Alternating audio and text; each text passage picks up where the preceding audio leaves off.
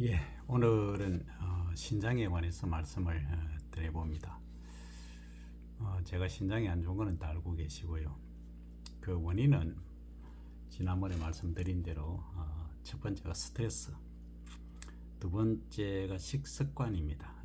체중이 82kg까지 나갔던 적이 있는데요. 결국은 제가 쭉 공부를 하고 해보니까 결론 내린 게 지나친 당 섭취입니다. 이게 뭐 한 가지 이유만은 아니고요. 스트레스하고 같이 이제 연동해서 움직이는 건데 그 고혈압 환자분들 보시면 거의가 신장 소위 사고체 여가율이 정상이었다가 고혈압 딱 오는 순간에 그 60 이하로 떨어집니다. 그 사고체 여가율은 아시죠? 우리 신장이 이제 좌우측으로 이렇게 되어 있고요. 주먹만 한데요. 이게 이제 실핏줄, 소위 모세혈관 덩어리입니다. 그걸 이제 실사체, 사구체 이렇게 얘기를 하는 겁니다.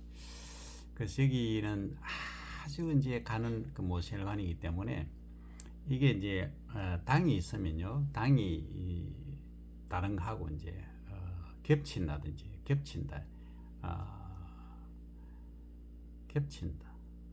겹친다는 표현보다는 다른 단백질이라든지 다른 거하고 이렇게 바인딩, 결합이 된다, 그죠? 결합되거나 또는 이게 이제 당 자체가 혈액수가 많이 돌아다니면 끈적끈적하죠. 끈적끈적하다 보니까 이게 혈액순환이 잘 안 되는 거죠. 그래서 이제 혈압이 오기도 하고, 소위 나트륨을 많이 섭취하면은 또 수분이 또 배출이 되지 않습니까? 그래서 또 혈관 속에 농도가 진해지고 해서 그런 경우가 발생을 하기도 하고요. 그 다음에 또 지나치게 우리가 양분을 많이 섭취하다 보면 단백질은 결국은 아미노산으로 분해가 되고요. 이것들이 이제 돌아다니다 보면 혈관 속에 또 많이 있기도 하고, 아까 이제 그 당에 관해서, 소위 설탕에 관해서 더 말씀드리면, 이게 이제 어혈, 사혈, 우리가 이런 얘기들을 많이 하는데 소위 피떡입니다. 피떡, 뭐 죽은 피도 있고 피떡, 피덩어리죠. 이게 이제 많이 생기다 보면 혈관이 또 막히죠. 근데 또 지방 같은 경우도 우리가 요새 이제 지방을 좀 많이 섭취하죠. 그 중에 이제 포화지방이 있지 않습니까? 포화지방에는 대체적으로 라멘에 들어가는 파업류도 있고요. 그 외에 이제 인스턴트에 많이 들어가는 지방들이 있는데요. 이런 것들이 상당히 이제 문제가 되죠. 그러다 보니까 피의 흐름이 원활치 못합니다. 그럼 혈압이 이제 높아지게 되고요. 예, 그래서 이제 신장이 부하가 걸리는 거죠. 그래서 신장 기능이 이게 이제 필터링을 해서 찌꺼기 같은 걸 배출을 해야 되는데, 이게 이제 늘어나서 줄줄 흘러버리게 되죠. 그리고 체중이 급격히 감소되는 그런 경우도 있고요. 여러 가지 이제 고혈압이 먼저냐, 뭐 신장병이 먼저냐, 이것은 뭐 닭이냐 계란이냐 이거의 차이입니다. 둘 다 똑같이 결국은 신장을 안 좋게 한다, 이렇게 이해를 하시면 되고요. 그 다음 당뇨병도 마찬가지죠. 그래서 이 당뇨병이 정말 무서운 병이고요. 실제 우리 현재 인류 중에서 고혈압이 가장 심각하다. 그 고혈압으로 사망하시는 분 비율이 가장 높습니다. 그건 이제 결국은 이제 인스턴트를 많이 드신다. 그리고 또 설탕을 과하게, 또 소금을 지나치게 많이 드시다 보니까 이런 문제가 유발되게 되었는데요. 그럼 신장을 이제 낫게 하는 방법은 뭐냐? 일단 물을 많이 드시라는 겁니다. 근데 물을 지나치게 많이 드시면 이 혈관 속에 있는 양분이 너무 묽어져서 나중에 백혈구라든지 그 적혈구라든지 안에 이제 혈소판 자체가 이제 농도가 너무 약해져요. 그러면 힘이 없거나 무력해져가 이렇게 됩니다. 그래서 적당하게 드셔야 됩니다. 하루에 얼마를 드셔야 되느냐. 이것도 많은 분들이 뭐 2리터 이상 이렇게 얘기하는데 그거 아닙니다. 그거 아니고 그 사람마다 체중이 다르고요. 그 혈액량이 다 다릅니다. 그러니까 2m 이상 되고 그 체중이 150kg 나가는 분한테 그 1.8리터 똑같이 마시라면 그거 전혀 얘기가 안 되죠. 그래서 근육량이 많은 분들은 이게 크레아틴 수치가 뭐 이 정도 돼도 문제가 안 되는 분들이 있어요. 신장 문제가 안 되는 분들이. 근데 일반 체중 50kg, 60kg 나가는 분들이 크레아틴 수치가 2 된다면 이건 아주 심각한 문제가 되는 거죠. 그래서 체중에 따라서 달라집니다. 우리 몸은 약 12만 킬로미터의 킬로미터입니다. 예. 혈관으로 구성이 되어 있습니다. 깜짝 놀라지 않습니까? 지구를 2바퀴 반, 거의 3바퀴 가까이 돌 정도의 그 혈관들이 혈관 덩어리죠. 그 정도로 이렇게 혈관이 많이 뭐 세포 가는 곳에는 세포 있는 곳에는 혈관이 거의 미쳐져 있다 이렇게 보시면 됩니다. 어쨌든 이렇게 혈관이 중요하고요. 결국은 우리가 식습관 동의보감에 보면 결국 그 식품으로 치료하지 못하는 병은 없다 이렇게 얘기를 하지 않습니까? 길어지는데 그래서 그럼 어떻게 하라는 거냐 이렇게 질문하실 건데 일단 설탕, 염, 섭취를 적당히 하셔야 됩니다. 줄이는 건 적게 드시는 분도 계시기 때문에 일단 이제 소변의 염분 농도를 보시면요 0.9% 유지를 해야 항상성이 유지가 됩니다. 그 저는 좀 거시기 하지만 소변 맛을 봅니다. 염분계를 뭐 수시로 이렇게 찍을 수는 없기 때문에요.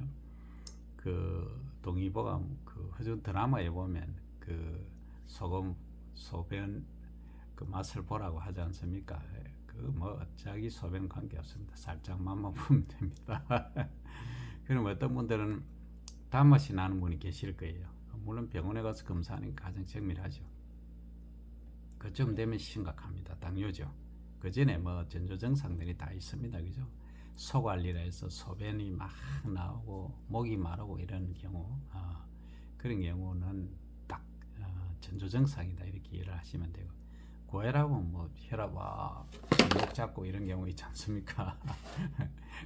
그렇게 됩니다. 그래서 자가 진단이 가장 중요합니다. 그래서 소변 반 나오리 그 얘기를 하지 않습니까? 소변 항시 보시고 나서 색깔 또 거품이 어느 정도 있느냐 거품이 많이 있으면 뭐 하다는 겁니까? 결국은 단백질이 섞여 나온다 단백뇨가 나온다 그리고 그 정도는 아니지만 소변을 한번 받아서 한번 체크해 보십시오. 현미경적으로 봐야 되는데 혈뇨가 나올 수가 있어요. 그러니까 피가 섞여 나온다는 거죠. 그러니까 우리 눈에 육안으로 피가 나올 정도면 이건 아주 심각한 겁니다. 그래서 건강검진 하실 때 정확히 하시고요.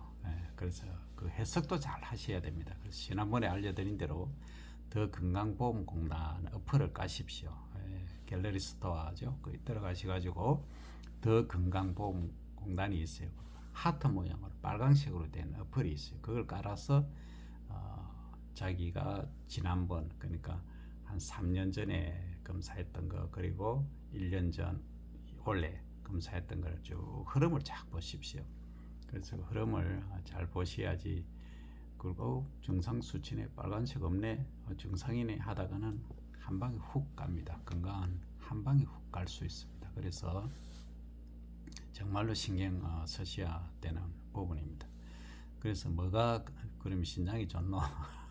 이렇게 질문을 하실 건데 가장 좋은 것은 이제 물을 1.8리터 정도는 드셔야 되고 이것은 만성 신부전 환자 그리고 투석 받는 분 또 다릅니다. 투석 받는 분들은 물 많이 마시면 큰일 납니다. 체중 조절을 해야 되기 때문에요. 그 투석 받는 분들은 의사 선생님과 상담하시고 제 영역이 아닙니다.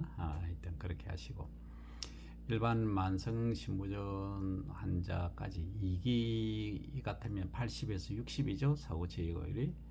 그 다음에 이제 3기는 통상적으로 우리가 2기는 정상으로 보통 얘기를 합니다. 근데 딱 경기 수치 위험입니다. 그것도 사고체 요율이 이제 60 되면 정상으로 표시가 되고요. 59 딱 되면은 만성 신부전 3기다 이렇게 얘기하는데 참 애매하지 않습니까? 그게 경기치가 상당히 그런 걸 잘 보셔야 되고요. 이미 65, 뭐 68, 60대 같으면 이건 신부전 환자라고 저는 봅니다. 그래서 과다한 단백질 섭취를 줄이셔야 되고, 특히 붉은색 단백질 섭취를 줄이셔야 됩니다. 그 다음에 이제 그 주류회사는 대단히 죄송한데요. 특히 맥주, 술 과음하는 것은 아주 이건 자살행위입니다. 적당하게 마시는 것은 관계가 없는데, 과음하는 것은 뭐 빨리 하늘에 별이 되고 싶다, 뭐 이렇게 생각하시면 됩니다. 자, 그래서 이제 음식은 좋은 게 뭐냐면 오이를 들 수 있습니다. 오이는 이뇨작용도 하지 않습니까? 당도 별로 없고, 그래서 오이가 비타민도 있고요. 상당히 괜찮습니다. 그 다음에 유색 그 채소, 과채 이런 것들이 좋습니다. 유색하니까 그러니까 색깔 띠는 거, 블루베리부터 시작해서 아로니아 뭐 이런 거 다 가지 다 색깔 띠지 않습니까? 이런 애들 참 좋습니다. 안토시아닌, 항산화 효소 성분들이 많죠. 그래서 상당히 우리 건강에 좋다. 그 다음에 이제 팥을 들 수 있는데 우리가 자주 먹는, 근데 제가 팥 때문에 사실은 상당히 그 혈액 점도가 높아졌습니다. 신장병에 안 좋죠. 팥은 좋다 해놓고 왜 안 좋느냐? 그냥 팥을 먹으면 되는데요. 삶아서 우려내서 먹으면 되는데, 맛있으라고 뭐 합니까? 설탕하고 먹죠. 그 설탕이 문제라는 겁니다. 팥이 문제가 아니고. 그리고 또 이런 경우가 있습니다. 팥이 누구에게나 다 좋느냐? 아닐 수 있습니다.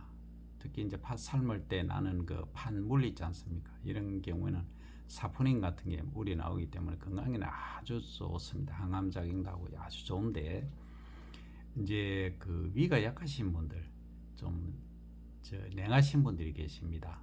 음인 체질이라고 통상 얘기를 하는데, 이런 분들은 위가 서리거나 좀 안 좋을 수가 있거든요. 그래서 이런 경우는 따뜻한 성질을 가진 생강이라든지 이런 거하고 같이 드시면 좋겠습니다. 생강차하고. 그 다음에 이제 처음에 말씀드린 것이 오이, 그 다음에 이제 유색 과채류 또는 채소 이런 걸 드시라 하고 말씀드리고, 파프리카 이런 것도 괜찮죠.